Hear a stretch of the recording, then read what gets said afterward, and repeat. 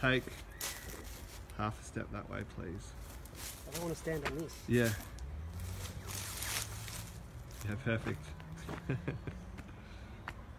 Okay. Yeah, whenever you're ready. Looks like you've got a like a, what do you call it? Like a wattle mustache. It's the perfect shape of your mouth. Morning guys, how you doing? Elton from Erin Earth here. Guess what? It is National Wattle Day. Achoo! Just kidding. So I want to talk a little bit about the wattles we have here. Obviously Carmel, our founder, has talked previously about how important they are to us. You know, nitrogen fixers, attracting, you know, hoverflies, that kind of stuff.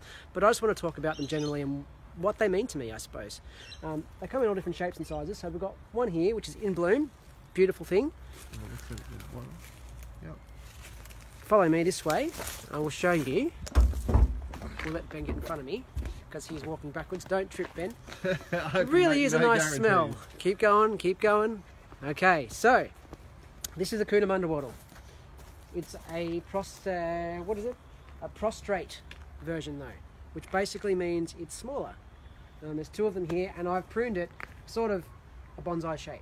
You know, you can get in under it if you're a kid. Have a bit of fun. Cubby house, lots of shade. Birds love it as well, being in here. I suppose what I'm trying to get at is they're different sizes and they bloom different times of year. So that one's in flower. This one's not. Well, it's just finishing. We're going to walk down the path through Erin Earth. Ben's looking behind him as he goes. Don't trip. I'm just going to smell my wattle as we go. We'll cut through the path. Yep, go that way, Ben. And you see there's one behind you. Right there. See these guys? A bit more spindly, a bit more thin, a bit more tall. But still beautiful. And flowering as well. Finishing flowering at the same time. Bits die off.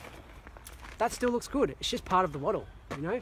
They don't last forever though, as you guys probably know. 15, 25 years, depending on the type of wattle. You're doing very well backwards walking here, man. They also self-seed, so if you look around here, we've got one here, and look behind you, Ben, down here, they drop their seeds.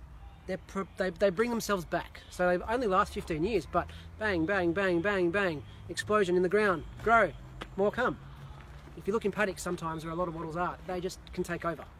So we're walking now underneath this big one, Mount Morgan wattle from Queensland.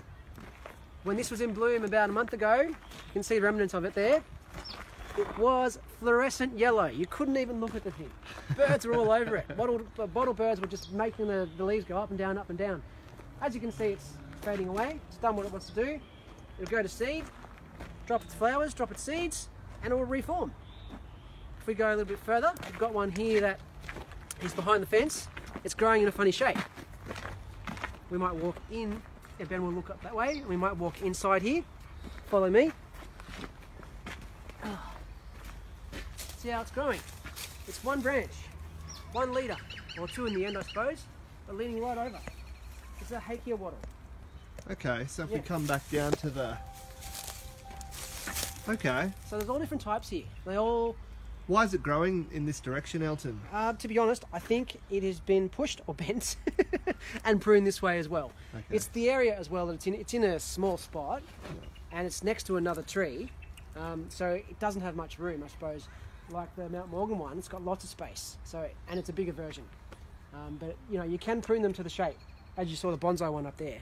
Prune the shape that you want them. Birds love them. Nitrogen fixers, as Carmel said. Bees love them. They're just very cool, and they are usually the first thing to flower just after winter is about to break. You know spring's coming when the wattles start to go boom, boom, boom, boom, boom, and you can smell the honey kind of scented flavour in the air. They're just a beautiful thing. Why don't you today go and find a wattle, find its trunk, give it some love. Have a great wattle day. Well, I've got a question, Elton. Oh, okay then. What's the question? Well, Elton, have you recently been talking to One Giant Leap Australia and telling them how to grow wattles in space? What was that all about? Yeah, a few months ago. They did call us up. Come out in the sun. Okay. And we can talk to you You're not in the dark. A few months ago, we had one giant Leap Australia call us up and ask for some advice because they were sending some seeds into space with Japanese Space Agency, I believe. They have sent them now, and they were golden wattle seeds, just to see what happens to them. So they were going to send them in space and then bring them back, and school kids were going to plant them and grow them. So I gave them advice on what to do, how to plant them. I don't know what's happened, but I know there are wattle seeds floating up there in space at the moment. Not sure when they're going to come back, but hopefully we can inform you more of it. So they might do something crazy. You never know. They might bring back aliens, or nothing might happen at all. They might die. You don't know. But that's just what wattles do. People love to try what they can do because they're one of Australia's best trees, plants. They're beautiful. Have a great day.